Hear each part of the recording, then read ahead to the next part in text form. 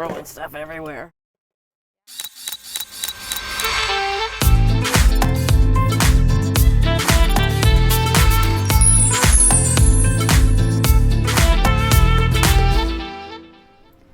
Well, welcome back.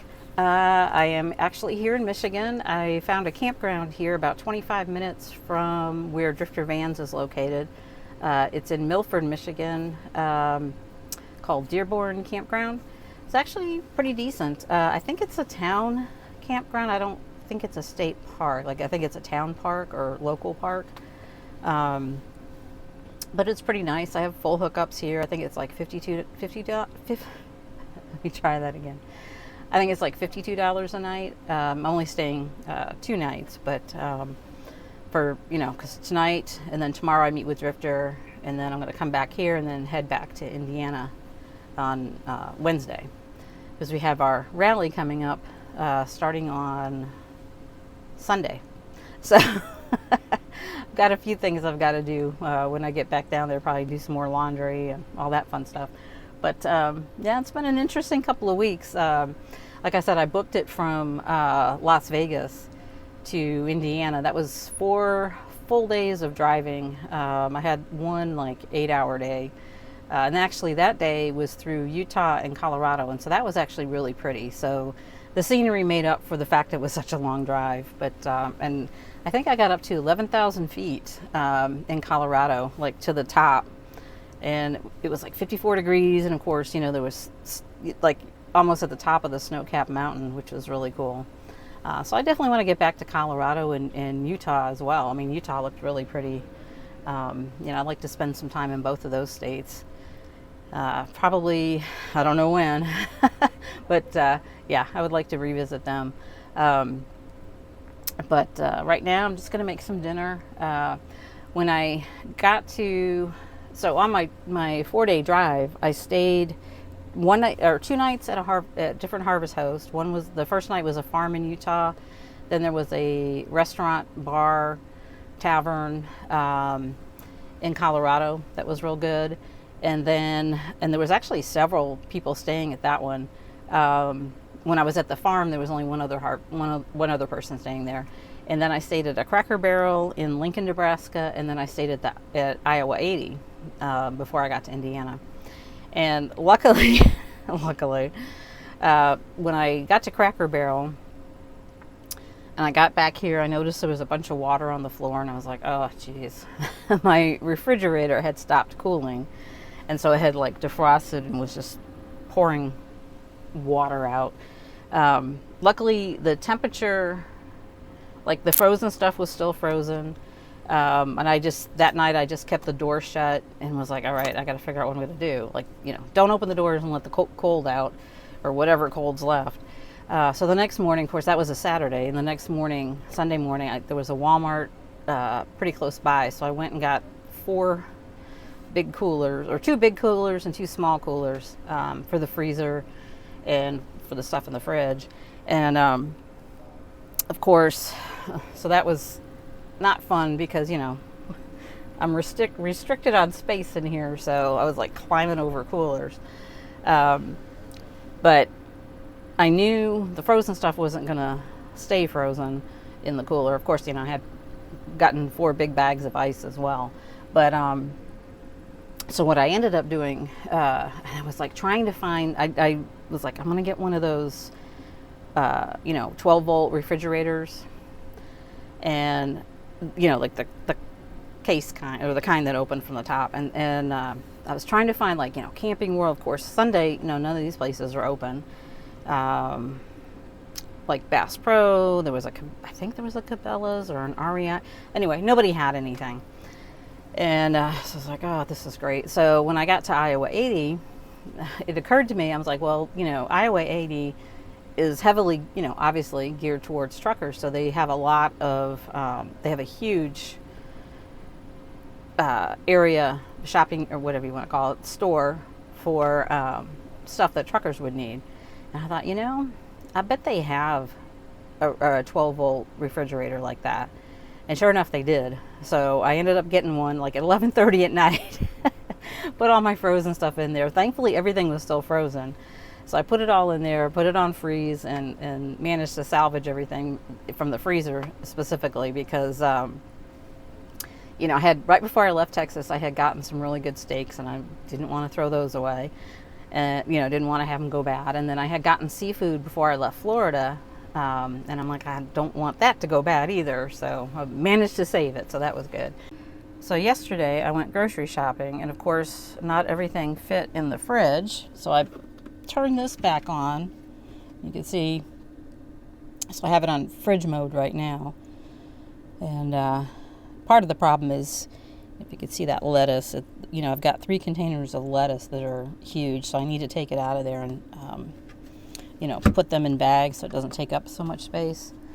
But it doesn't take much to fill the fridge, so this is kind of handy. I may keep it in here. I was thinking I probably would just take it on, not keep it on every trip, but it actually doesn't bother me sitting there. Of course, you know, getting to the front of the van, I'd have to climb over it, but it's you know, it's doing what it's meant to do. So, and then this is one of the meals I picked up from Meijer yesterday. It's actually a chicken street taco kit, so I'm gonna make that for dinner.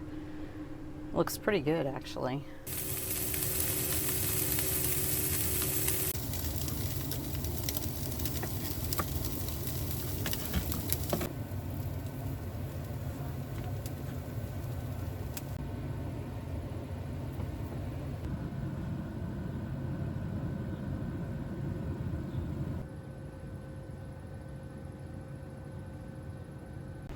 Well, that actually was really good. I might have to get another one of those kits. They also make steak street tacos.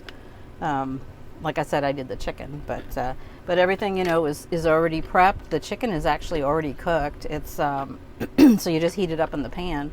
So that, you know, for a travel day or a day you don't feel like doing a lot of prep work, but you still kind of want to have somewhat of a decent meal. That's pretty handy. Trying to get the lid off here.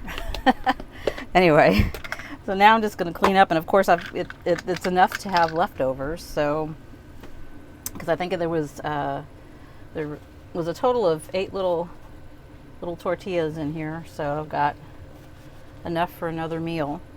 In case you're wondering, Misty is up front. She likes to go up there sometimes, I think, when she wants her quiet time. So I think last I checked, she was on the floor on the driver's side. She either sits there or she'll sit in her little car seat bed that she travels in. Sometimes she just goes up there to sleep. Like at night, sometimes she'll sleep in this chair or she'll sleep up there.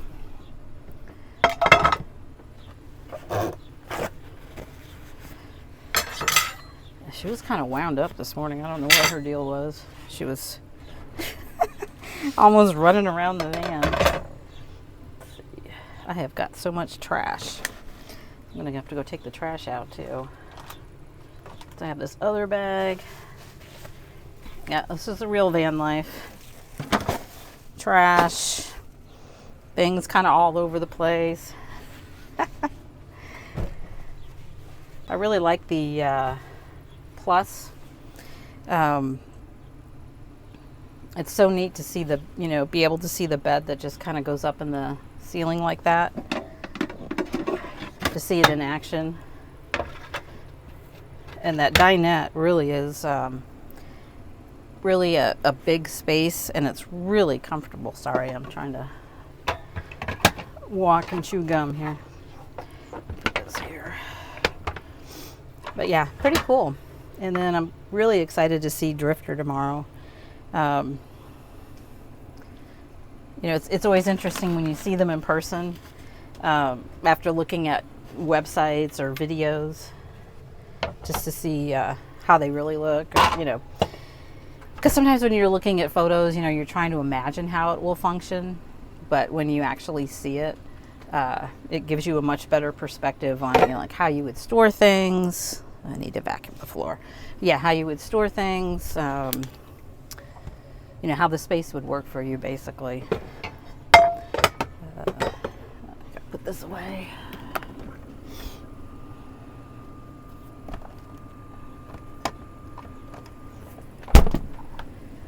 But yeah, it's pretty cool.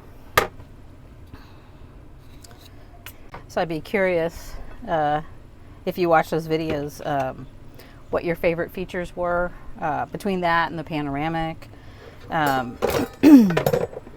Like I said, the Nuvo Light is it's a similar floor plan to the panoramic, with the bed in the back, the dinette in the front. There's obvious differences, but generally speaking, it's a similar floor plan. But the Plus is just so different. And it's just neat because you could comfortably sleep 4 people. And I guess, the only thing would be like where the 2 extra people would sit, like if you're traveling. I guess they could sit in the dinette, but it could be bouncy. And I don't know that I can't remember, did they say if there was safety belts? I don't think that there's safety belts back there. But if you were meeting up with people or they were driving in a separate vehicle and needed a place to stay, definitely you can get 4 people in there. And then the pop top, again, similar, I guess you could compare that to maybe the Solis with the pop top. What's the other one? Because the Coachmen pop top, is still the C floor plan, with the couch, or C or D. So either the 2 dinette in the back, with the 2 beds, or the couch. But the Nuvo Pop is again, it's a front dinette, which I guess the Solis would be a similar concept if you had the Solis with the pop top. But yeah, it's just really nice to see different builders. The RV industry right now is a little. If you've watched any of the videos by some of the other creators, particularly with the bigger rigs, there's a lot of things going on right now. Things going on right now with the bigger rigs as far as quality. You've probably heard about the frame flex on the 5th wheels. Just a lot of things like that. So it's just nice to see some van builders that are,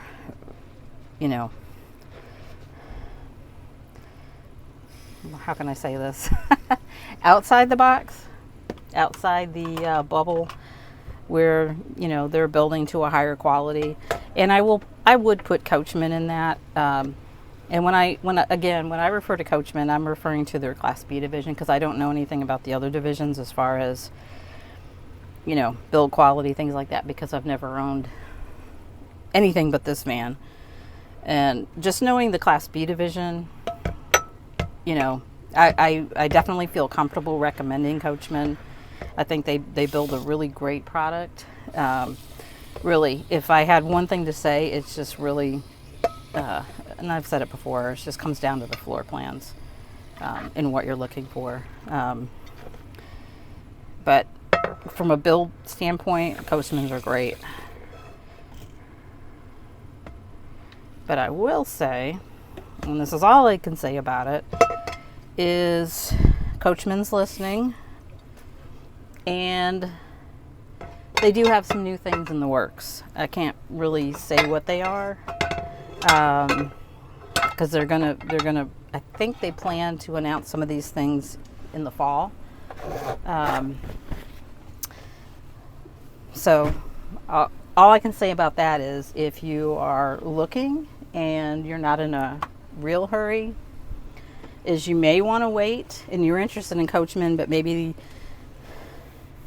you're not 100% on the floor plans that they currently have. I would say hold tight because they may come out with something that could be of interest to you. Um, they are innovating. Let's just put it that way, and it's really good to see. So if you're, still trying to figure out what's going to work for you, I would say if you can wait a few months, see what they're doing, and see if there's something there that might be of interest to you that could work for you. And I know one thing that they are, and I think Nick did mention this, it'll be in the video. They are being, how can I say this, conscientious of price point. So they are trying to come up with some things that can keep them at a very competitive price point. Now, what that means in terms of features, I don't know. I don't know in terms of lithium, because obviously lithium is always going to put the price up. But I'm going to guess, I'm not going to assume, I'm going to guess that they probably will have some lithium. It may be like a hybrid, because I know that they're doing that with some of the current floor plans. Like today you could buy a Beyond and get what they call the hybrid. So it would be a smaller lithium battery. So instead of AGMs, you'd have lithium and a generator, basically. So I would guess that they probably would do something like that. But I don't know. So don't hold me to that. But yeah, I think it's worth, it would be worth, if you aren't sure yet, it'd be worth waiting to see what they come up with. Could be a surprise. But I'll leave it at that, because I don't want to say too much. But anyway, yeah, that didn't even take long to clean up. Just let these, I like to let them kind of air dry. Okay, so I think I'm going to go take a walk.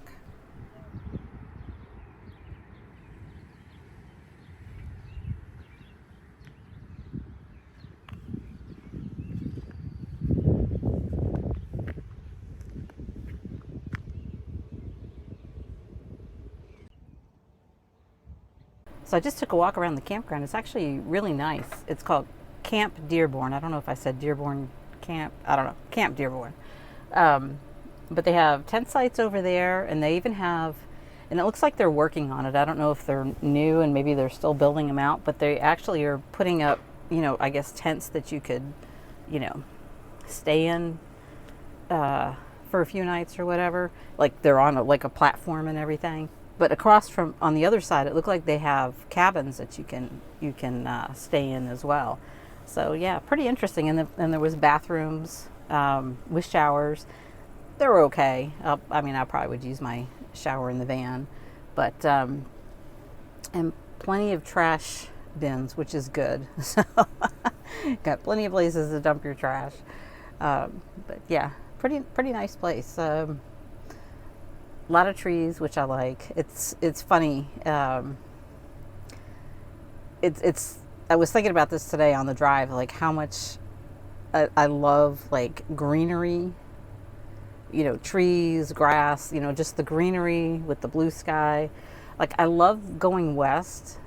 Like I like Arizona because it has different terrains, and I like New Mexico.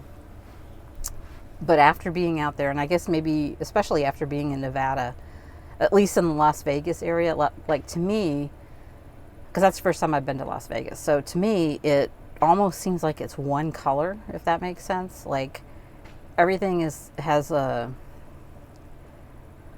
golden cast to it, I guess. From the sun, there's not really a lot of trees, and the terrain, I guess there's not a lot of grass either, right? So it's like, deserty. So it just kind of blends into the sky. Where I don't know, when you get into this kind of terrain, it's just, there's a strong definition between the ground and the sky. I guess that's what I'm trying to say. But anyway, and of course, coming from Texas, where we do have some greenery. Like this time of year, actually, it's pretty green right now because we've had so much rain. By August, everything will just be brown. That's just how it is. But so it is. I like I like coming to up here, to the Midwest during the summer, just because it's cooler and it's just nice in the summer. I mean, it kind of makes you like, oh, this would be kind of neat to live, and then of course, you kind of forget. Well, winter's not so great, but anyway, and it's kind of funny. As a kid, we lived in Michigan. We lived in Grand Rapids for 2 years, from 73 to 75. So I've not set foot in the state of Michigan since 1975. So it's kind of wild. I'm kind of debating, like, after when I head back to Indiana, going across and like going through Grand Rapids and maybe going by the house, we lived in. I don't know, just out of curiosity, I guess. But anyway, I think I forgot to mention the other thing I had done. I don't know if you noticed it, but I upgraded. This is the new faucet that they're putting in the Coachmans. So it actually has, a pull-out sprayer. It'll spray as well as just, it's a sprayer faucet. That's what I'm trying to say. But yeah, so that was the other thing I did. Yeah, looking forward to meeting with Drifter tomorrow. It's going to be interesting because they're more, they're completely different from everybody else as far as their style of build. They're more, I guess, reminiscent of if you were to build out your van yourself and you knew what you were doing. Like, you know what I mean? Like, in terms of, they don't look like RVs. I guess maybe that's what I'm trying to say. So it's going to be interesting to see those in person, since I've only ever seen them in photos. But, so yeah, looking forward to that. And anyway, I'm probably going to end this here. This is just a quick video to kind of little update on my travels, because I feel like I've been doing, the last, 2 big videos were the van tour videos, so I kind of want to do a little bit of a travel video. It's not quite a travel video, but just an evening in the life of, I guess you could say. But anyway, we'll check back in with you from Drifter.